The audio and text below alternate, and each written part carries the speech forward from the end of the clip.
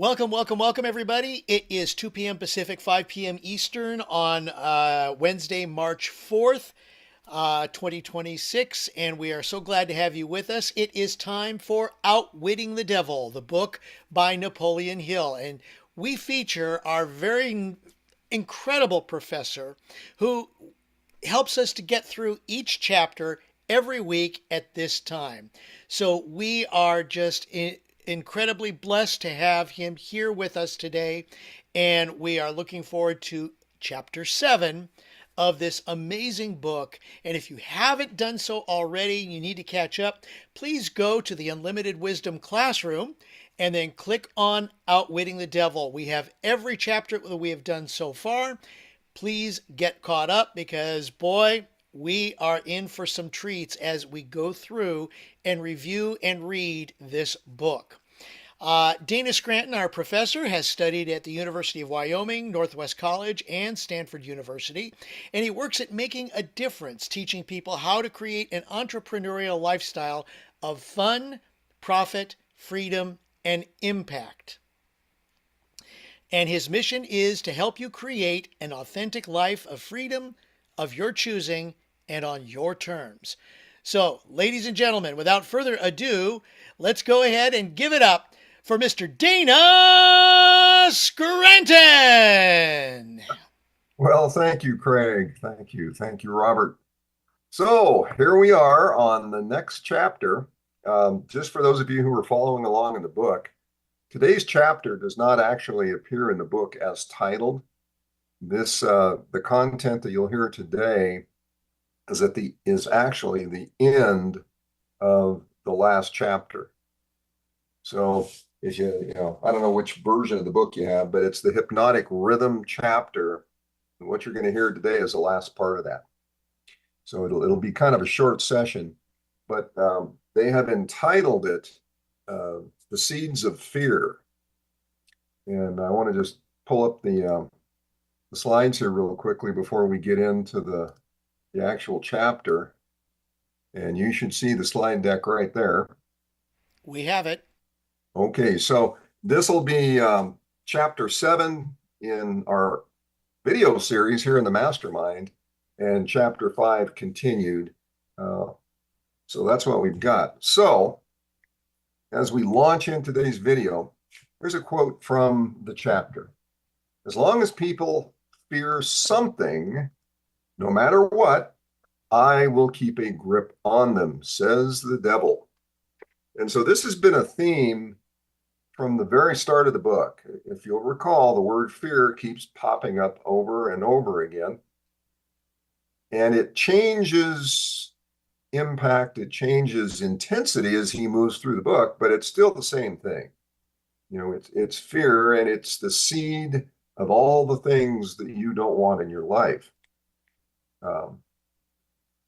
Another quote that the devil has shared with us: man alone has the power to establish his own rhythm of thought, providing he exercises this privilege before hypnotic rhythm has forced upon him the influences of his environment. So what he's doing is the devil is actually teeing up the ball that you can hit and get out of this whole mess.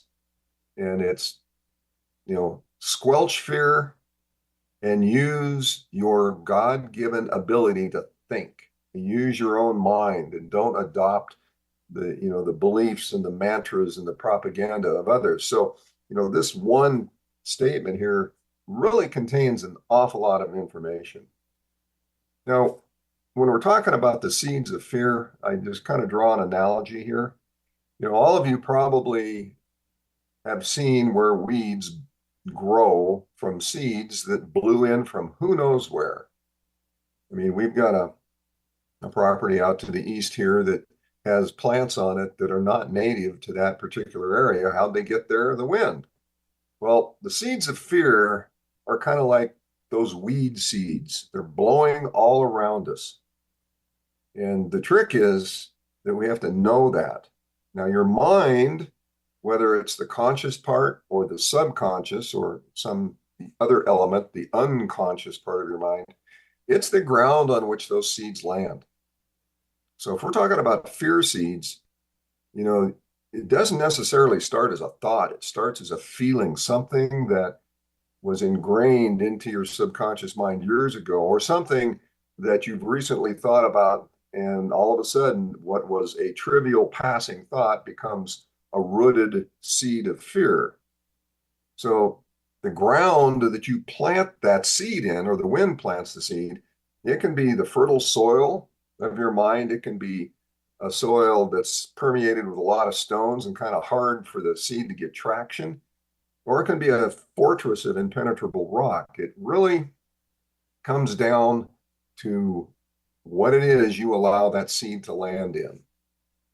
Then we have the other side of that, the hands of faith. Now, this word pops up a number of times in the book. You have fear and you have faith, and they are the opposing forces over which you have control. I want to emphasize that. You have control over the fear element and the faith element. Now, it's a little different when it comes to faith because, yes, a seed of faith can blow into your life in the wind, but very oftentimes that's not how it happens. It's a choice, it's an observation, it's an awareness. So you choose the seed to be planted, unlike the wind choosing which seed will be planted. You choose the ground in which that seed is planted, your fertile soil, or the rocks where you stand a pretty good chance of having to fight weeds that wants to kill your seed. And then you nurture and cultivate that seed into a single fruit and seed-bearing plant. That's your life. And then you harvest the fruit to feed your purpose, that definite purpose that you have. And then you harvest the seeds as well as the fruit to plant an orchard that yields many possibilities, not only for you, but for humanity going forward. So I just wanted to leave you with that. Now, awareness. So we're going to finish off the chapter today on the two, what I call the two big weapons, the drifting, which we finished, and now the hypnotic rhythm. So we're going to finish that today.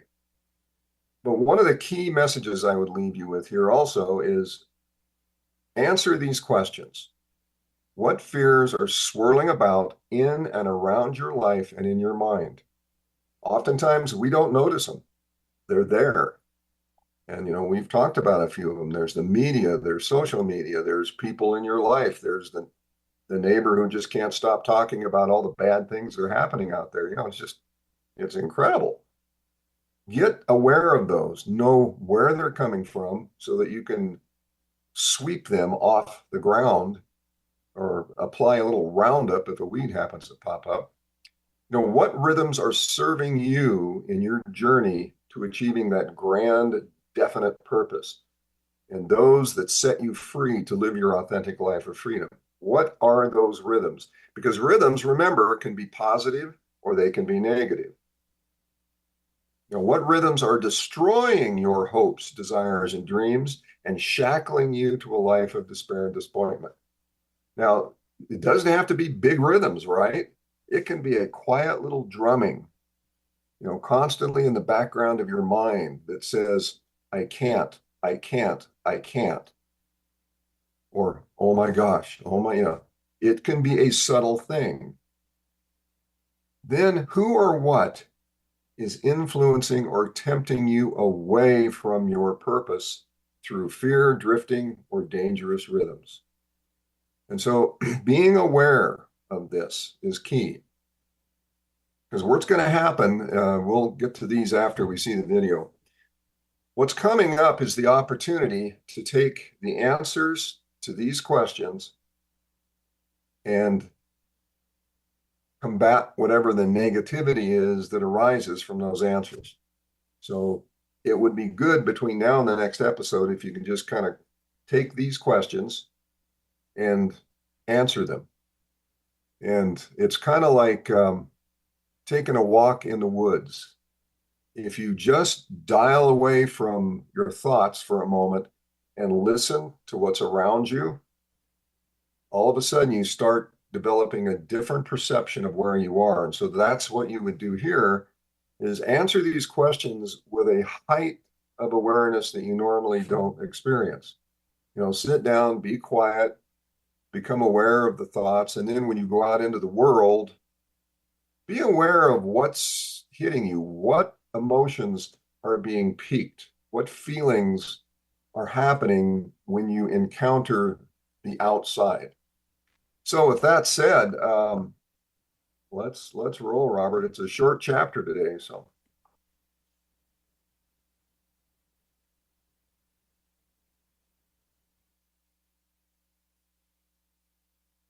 Your opposition, what we earthbound call God, does not annihilate. Chapter 7. Seeds of Fear. I've often wondered why your opposition, what we earthbound call God, does not annihilate you. Can you tell me why? Because the power is as much mine as his. It is as available to me as to him. That is what I have been trying to get over to you. The highest power in the universe can be used for constructive purposes, through what you call God, or it can be used for negative purposes, through what you call the devil. And something more important still, it can be used by any human being just as effectively as by God or the devil. You make a far-reaching claim. Can you prove your claim? Yes, but it would be better if you proved it for yourself. The devil's word is not worth much among your earthbound sinners. Neither is God's word. You fear the devil and refuse to trust your God. Therefore, you have but one source available through which you may appropriate the benefits of universal power, and that is by trusting and using your own power of thought. This is the direct road to the universal storehouse of infinite intelligence. There is no other road available to any human being. Why have we earthbound not found the road to infinite intelligence sooner? Because I have intercepted you and led you off the path by planting in your minds thoughts which destroy your power to use your minds constructively. I have made it attractive to you to use the power of infinite intelligence to attain negative ends through greed, avarice, lust, envy, and hatred. Remember, your mind attracts that which your mind dwells upon. To divert you away from my opposition, I had only to feed you on thoughts helpful to my cause. If I understand what you're saying, you're admitting that no human being need fear the devil or worry about how to flatter God. That is it precisely. This admission may put a crimp in my style, but I have the satisfaction of knowing it may also slow down my opposition by sending people direct to the source of all power. Here, as in some other points during the dialogue, Hill gets explicitly theological. Using the devil as a foil and letting words come out of the mouth of the symbol of evil, Napoleon Hill can lay out his thoughts and feelings about God, infinite intelligence, as the ultimate source for his overall philosophy of success. In other words, if you cannot control people through negative bribes or fear, then you wish to kick over the entire apple cart and show people how to go around God. Are you by any chance in politics too? Your technique seems frightfully familiar. Am I in politics? If I am not in politics, who do you believe starts depressions and forces people into wars?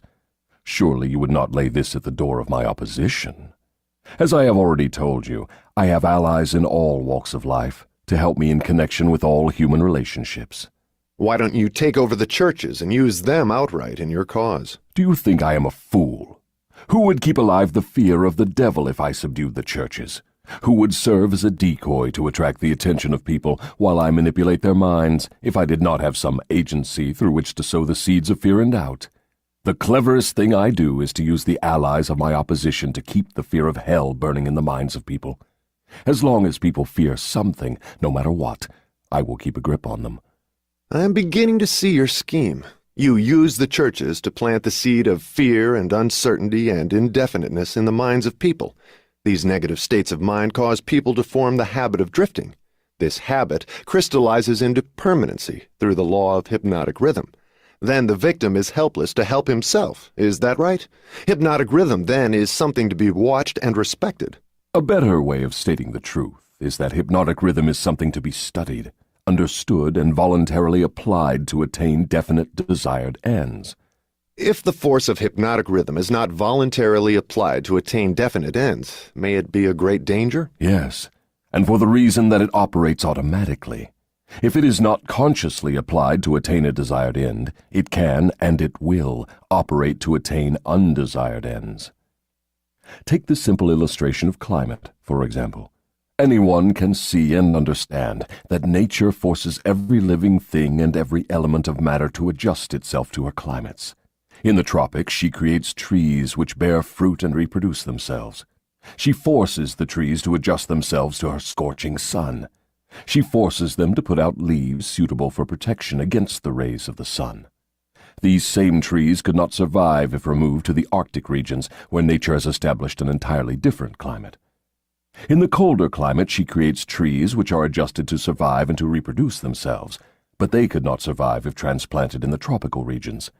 In the same manner, nature clothes her animals, giving to those in each different climate a covering suited to their comfort and survival in that climate. In a similar manner, nature forces upon the minds of men the influences of their environment, which are stronger than the individual's own thoughts. Children are forced to take on the nature of all influences of those around them, unless their own thoughts are stronger than the influences. Nature sets up a definite rhythm for every environment, and everything within the range of that rhythm is forced to conform to it. Man alone has the power to establish his own rhythm of thought, providing he exercises this privilege before hypnotic rhythm has forced upon him the influences of his environment. Every home, every place of business, every town and village, and every street and community center has its own definite, discernible rhythm. If you wish to know what a difference there is in the rhythms of streets, take a walk up Fifth Avenue in New York, and then down a street in the slums. All forms of rhythm become permanent with time. Does each individual have his own rhythm of thought? Yes, that is precisely the major difference between individuals. The person who thinks in terms of power, success, opulence, sets up a rhythm which attracts these desirable possessions. The person who thinks in terms of misery, failure, defeat, discouragement, and poverty attracts these undesirable influences. This explains why both success and failure are the result of habit. Habit establishes one's rhythm of thought, and that rhythm attracts the object of one's dominating thoughts. Hypnotic rhythm is something resembling a magnet which attracts things for which it has a magnetic affinity. Is that correct? Yes, that is correct. That is why the poverty-stricken herd themselves into the same communities. It explains that old saying, misery loves company. It also explains why people who begin to succeed in any undertaking find that success multiplies with less effort as time goes on. All successful people use hypnotic rhythm, either consciously or unconsciously, by expecting and demanding success. The demand becomes a habit, hypnotic rhythm takes over the habit, and the law of harmonious attraction translates it into its physical equivalent. In other words, if I know what I want from life, demand it, and back my demand by a willingness to pay life's price for what I want, and refuse to accept any substitutes, the law of hypnotic rhythm takes over my desire and helps, by natural and logical means, to transmute it into its physical counterpart. Is that true? That describes the way the law works. Science has established irrefutable evidence that people are what they are because of heredity and environment. They bring over with them at birth a combination of all the physical qualities of all their numberless ancestors. After they arrive here, they reach the age of self-consciousness, and from there on, they shape their own personalities and more or less fix their own earthly destinations as the result of the environmental influences to which they are subjected, especially the influences which control them during early childhood. These two facts have been so well established, there's no room for any intelligent person to question them. How can hypnotic rhythm change the nature of a physical body, which is a combination of thousands of ancestors who have lived and died before one is born? How can hypnotic rhythm change the influence of one's environment? People who are born in poverty and ignorance have a strong tendency to remain poverty-stricken and ignorant all through life. What, if anything, can hypnotic rhythm do about this? Hypnotic rhythm cannot change the nature of the physical body one inherits at birth. But it can and it does modify change, control and make permanent one's environmental influences. If I understand what you mean, a human being is forced by nature to take on and become a part of the environment he chooses, or the environment that may be forced upon him? That is correct. But there are ways and means by which an individual may resist the influences of an environment he does not wish to accept, and also a method of procedure by which one may reverse the application of hypnotic rhythm from negative to positive ends. Do you mean that there is a definite method by which hypnotic rhythm can be made to serve instead of destroy one? I mean just that. Tell me how this astounding end may be attained. For my description to be of any practical value, it will be necessarily lengthy, because it will have to cover 7 principles of psychology which must be understood and applied by all who use hypnotic rhythm to aid them in forcing life to yield that which they want. Then break your description into 7 parts, each giving a detailed analysis of one of the 7 principles with simple instructions for its practical application.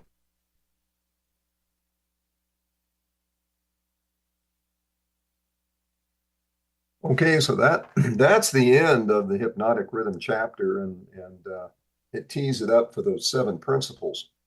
And I want to go back and share a few things here. But before I do that, did you notice that throughout the book, you hear indications that once you establish a hypnotic rhythm, you can't break it. But then they turn around and there's hope. By changing the environment, changing your thoughts, the actions, you can break free. So it's kind of an interesting approach. The devil is actually the one who comes out and says, yeah, you're right. And then hidden down deep in the words is, but, he's left you an out. So I find that kind of interesting in there. Let me just pull up the last of the slides here, and then we'll talk a bit more. So here's what's coming up next. Okay, the 7 principles that he referred to, they are the 7 principles of control that you have over your thoughts. And they will teach you how to get back on a definitive course instead of drifting, and how to break the destructive rhythms that control you. And so these 7 principles, if you go into them, in my opinion, if you go into them with already having studied those questions and looking at yourself and saying, okay, where do I have rhythms running in my life, running in the background? And where am I on my course to wherever I'm going? Am I drifting? Have I no idea where I'm going? The whole 9 yards. Get honest with yourself, write it down. Nobody's going to ask you about it. Then these 7 principles hit, and I think you'll get more out of it if you follow those principles. Well, here are the principles. Well, the first one you could have guessed, definitive, the definitiveness of purpose, or having a definite purpose. Self-discipline, learning from adversity, learning from your mistakes, learning from the things that happened in your life. And he taught us that up front in the book. He went through several cycles of adversity, and finally he figured it out. He learned from adversity. The environment that we live in, we can set ourselves free. And he referred to that just recently in this last chapter when he talked about the poverty-stricken. You can break free of the environment if you just practice a few of these simple principles. Now, time locks in rhythms, and time makes it harder to escape. But the fact that you've got time left means you have opportunity left to break free. When he talks about harmony, which he'll get into, harmony means things are going well. They're not dissonant. In a musical sense, it's pleasing. But harmony basically means you are in harmony with your purpose, your thoughts, doing all the right things for the right reasons.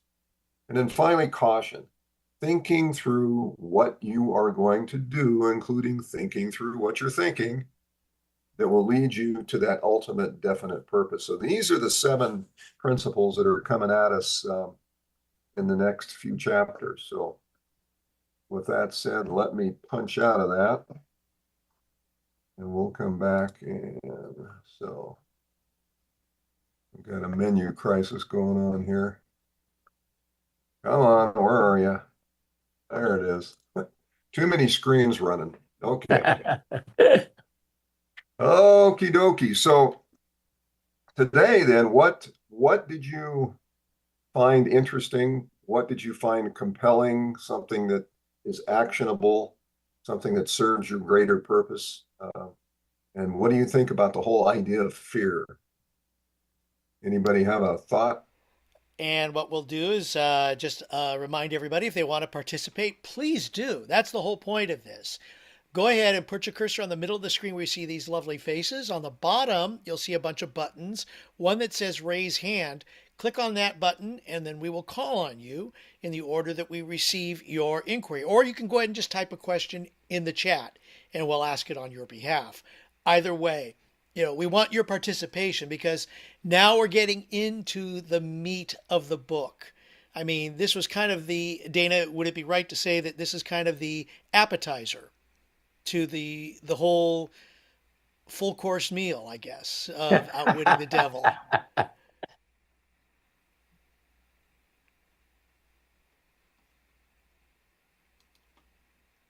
Yeah. Well, sometimes it takes a while for thoughts to gel, but I'll just add a few more things here and maybe it'll pop up some ideas. Through this whole book, if you've been paying attention, I'm sure all you have, you find yourself. You find examples, abstractions of things that you're going through, things you've thought, experienced, problems you're having today. I mean, when we talk about drifting, honestly, there's few people that I would be able to point to and say that they don't have a little bit of drift in their course. But it's like an airplane that's running on guidance. You've heard the analogy, I'm sure, that the aircraft is off course more than it's on course, but it's always making adjustments, heading for that beacon. Well, that's kind of how life is. How you control your thoughts is how narrow that band of control is. The wider you let those thoughts get away from you and rhythms interject into your life, then all of a sudden your guidance system is working overtime to try to pull you back on guidance. And one of the disasters that you can reach in that kind of a scenario is not being aware that that's what's going on. And so awareness is key, and we've been given the tools up till now in the terms of examples, in the way of examples that Napoleon Hill and some of the people that he referred to in the book kind of got off course and smacked into a mountain. Fortunately, they were able to walk away. And, sometimes they repeated the mistake. And I think there's an old saying out there, the mistake will be repeated over and over again until you finally figure it out. Until you learn it. Yeah. It doesn't necessarily come in the same way. You run into this mountain and it's okay, I won't run into a mountain again. But what you do is you run into the tree. Same basic problem. You're not paying attention to what's around you. But anyway, that's one of the things that this book has enabled us to do, is to learn that there are certain things that we can do if we are aware of the problems we're trying to solve. Anyway, any other thoughts? I think, Robert, go ahead. Here we go. Linda has just raised her hand. So hang on just a second while we bring Linda on. Linda, go ahead, unmute yourself, and please share. Okay. I don't see your camera on. Hold on. Okay, hold We on. want to see that lovely face of yours. All right. There she is. Can you see me? Yes, we Okay. got you. Well, hello, Dana, and hope you're having a great day, and to everyone. I was looking at, and I was thinking about what Robert said earlier in our meeting that we had earlier. But on page 143, it's a little paragraph that says, nature sets up a definite rhythm for every environment, and everything within the range of that rhythm is forced to conform to it. Man alone has the power to establish his own rhythm. That part sticks out to me. Man alone has the power to establish his own rhythm of thought, providing he exercises this privilege before hypnotic rhythm has forced upon him the influence of his environment. And this, I was waiting. I was going to read this ahead of time, but then I chose not to. Um, it's better when we read it as a group. Seeds of fear. And fear has always been one of those things that have torn my life all to pieces.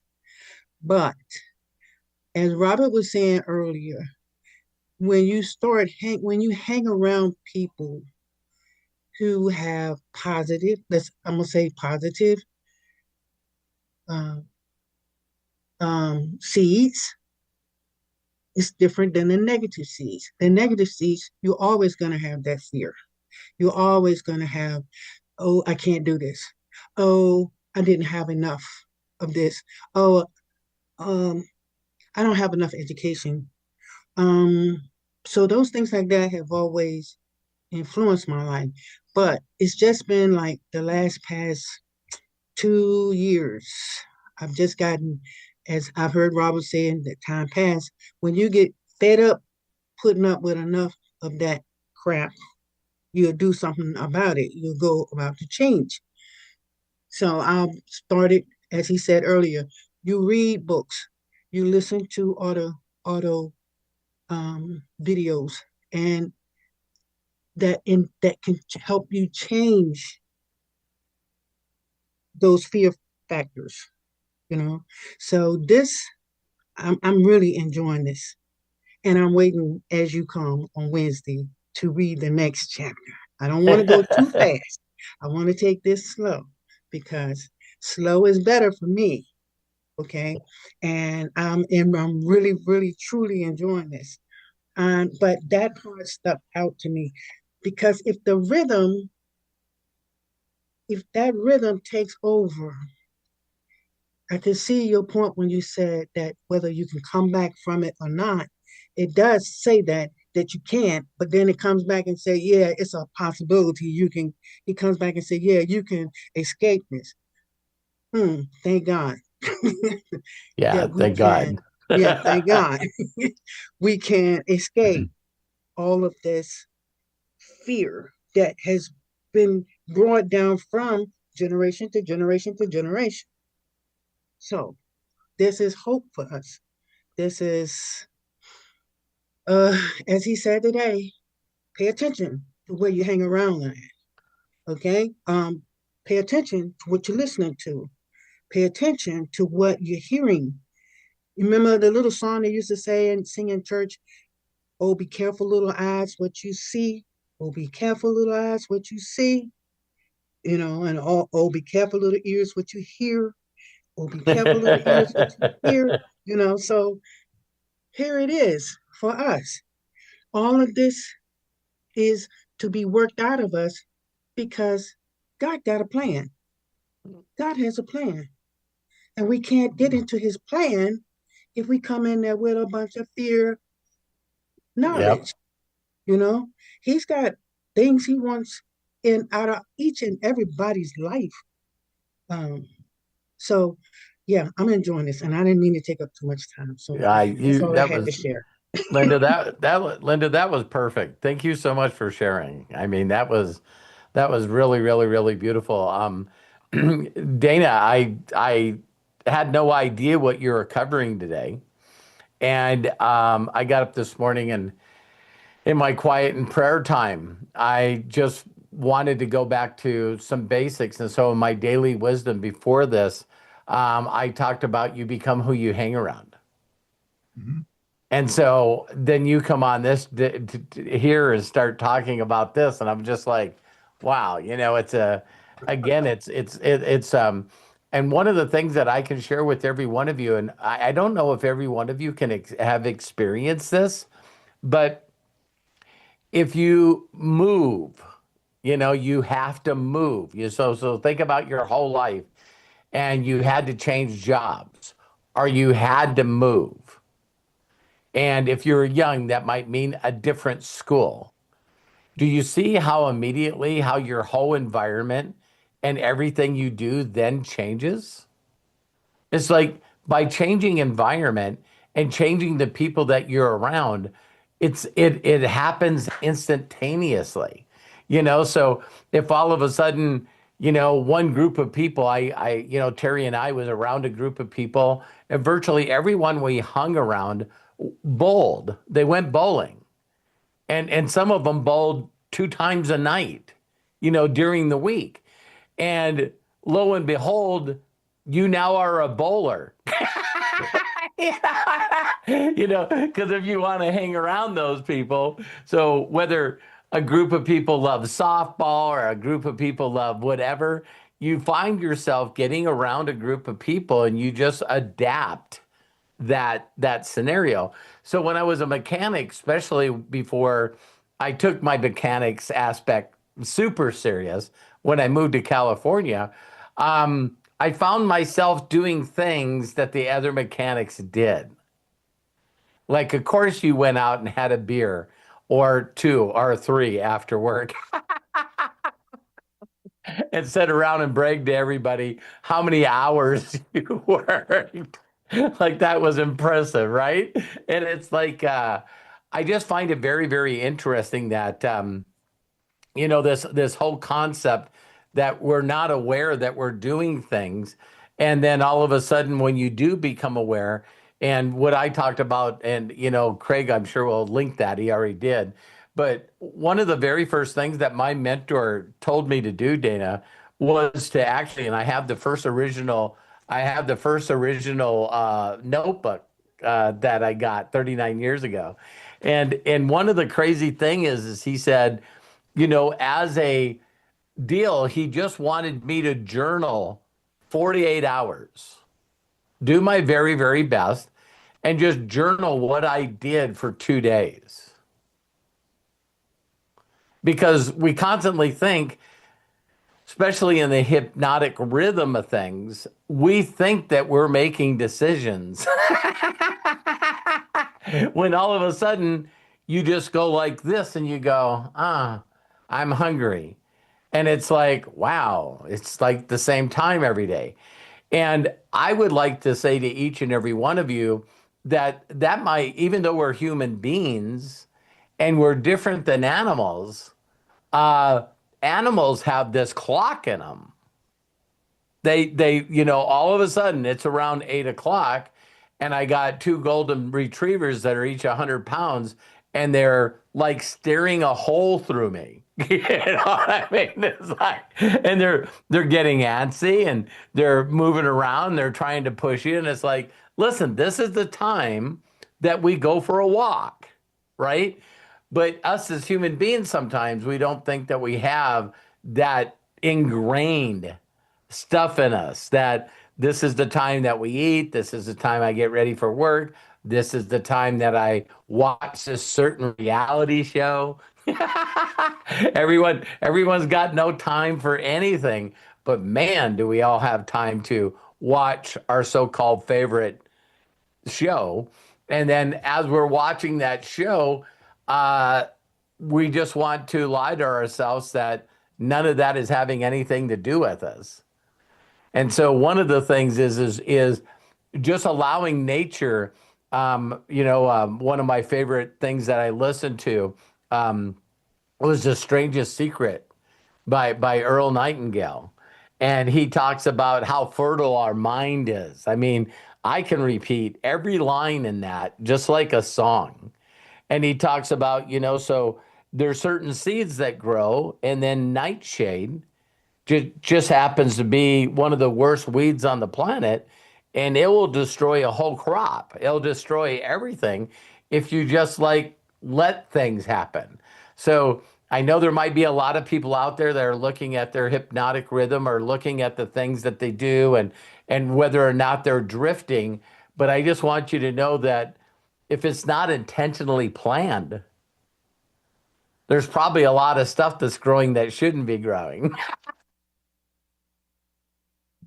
It's like we're just like, so just what would be the word? The not being conscious about it and not instinctively or intently doing something. It's like I know as we probably go through these 7 that it's you can build rituals, you can build certain things, and there's nothing better in my life then all of a sudden to find out that you're in a hypnotic rhythm, but you're doing positive things. It's like, wow, I do this at this time, and I do this at this time, and I do this at this time, and all those are adding to my my purpose and what I'm here to do, to speak to those that have ears to hear. And now I enjoy those things because my imagination just continues to allow it to get more impactful, more testimonies, more people changing their lives. So, yeah, that's all I have to say. Well, I'd add one thing to that, Robert. You know, that saying that you become the average of the 5 people you hang around with. You know, that's a pretty popular one. Well, I kind of broke that down one time and figured, well, okay, what is it that when you hang around with people, what is it that impacts you? And a lot of it has to do with emotion. You know, things that in your mind that are emotionally connected to something you desire, want to be, or, you know, call it what you will. But I concluded that what that really should say is you become the average of the 5 experiences to which you expose yourself. A person is an experience. Certain television routines can be an experience. News, you know, news surfing is an experience. Hanging around with a bunch of you know, Great. beer guzzling. Yeah, great point. You know, someone takes you fishing for the first time, and now every time you ask where Dana is, he's fishing. Yeah, you know, and it's an experience that creates an emotional trigger in you. Yeah, And good. and if you're trying to overcome certain deficits in your life or overcome trauma, and something happens to help you distract yourself from that, that experience now becomes part of your identity, Great whether it's good or words. bad. So that's something I think we all need to be aware of is our identity is very much influenced by experiences, not just people. So I love that. I love that. It's you know, environment is always stronger than your willpower. I yep, like environment, that. that's right, because that's one of the keys that we're working to in this book. The environment experiences are as powerful as the people, or more so. Yeah. Yeah. And thank God we get to pick the people that we get to hang around. So man, I really, unless someone else has another thing that they would like to feed, I love hanging around you guys. So thank you very much. All Oh, right. I got something to ask Dana since we're I got all the people here. Is how many pre-sold copies of your book do you need me to sell before you finish it? Well, I tell you what, let me get far enough down to actually have it put together in a succinct manner, and then I'll let you know the answer to that question. The reason I brought that up is when you share your imaginations and dreams and your purpose with people, they can make it happen for you. Because what they do is they now start saying, well, when are you going to start that unlimited wisdom? When are you going to start doing characters? So when you start sharing stuff with the world, then this, you know, it's always just the opposite. It's like, think about it, share it with the world, and then figure it out. And we're told, you know, through fear, false emotions appearing real, that sometimes we need to figure it out before we tell the world. Well, Yeah. Dana messed up before this and told me that he's getting a book together. So now I got to help him not stop drifting for that. Well, that's appreciated because you know that's one of the problems with finishing a book is it's real easy to drift. In fact, to drift into another book. You know that one is more of a personal development help you all book, and the other one that I've been you know, outlining and filling with research and information is World War V. That's not a personal development book. Well, thank you, Dana. I really, really appreciate you and your time. And you've made a huge commitment. I feel like we're pretty close to halfway through. You probably know the book better than I, but I feel like we're right at the halfway mark. Well, if you look at the number of pages, we're about I would say we're about yeah, I would be so bold as to say 2/3 of the way through it. Oh, wow. Okay. Yeah. The last chapters move very quickly because they're kind of a succinct summary of some of the lessons that were embedded in the previous Excellent. chapter. Well, I thank you again. Craig, you have anything or anybody has anything to share? We'll see you. Turn it over to the hostess with the mostest. Yes. Thank you guys so very much. What a great episode. And as I said earlier, a great way to set up for the 7 principles that are coming up, the 7 chapters, the next section of Outwitting the Devil by Napoleon Hill, featuring our professor, Dana Scranton. Dana, thank you so very much. We love and appreciate Welcome. you. Shout outs also to Linda Collins for participating. Robert, bless you, my friend. Thank you so much also, and for being another host here. And Matt Hollis, thank you for being our executive producer here on our amazing Unlimited Wisdom series, Outwitting the Devil.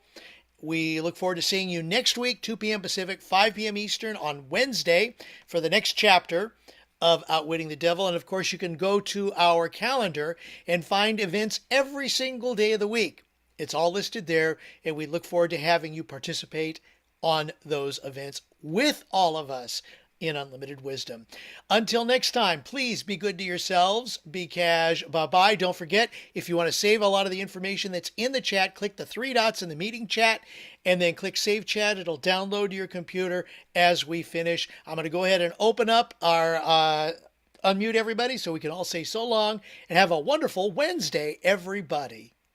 So long. Have a good one. Thank you, Dana. Have a Bye. great Thanks, day, Thank you, Linda. Dana. Thank you, Appreciate it. Matthew, Ezra, Bye-bye. Terry, Bye-bye. Sarah, Scott, Faith, Dustin, Lisa Thanks, Marie, guys.